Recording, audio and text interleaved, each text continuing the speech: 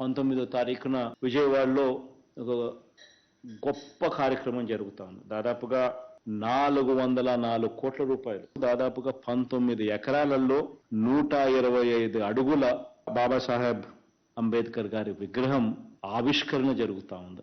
Social justice కు ఒక ప్రతిరూపంగా, నిదర్శనంగా ఈ కార్యక్రమం జరుగుతూ ఉంది.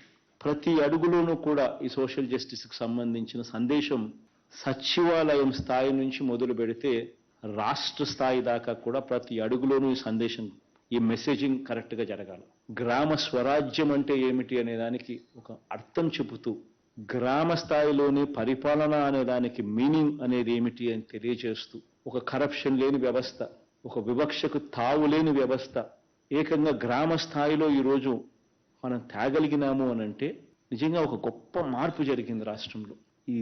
ఈ మార్పుకు ప్రతిరూపంగా అంబేద్కర్ గారి విగ్రహం 19వ తారీఖున ఫినిషింగ్ టచ్.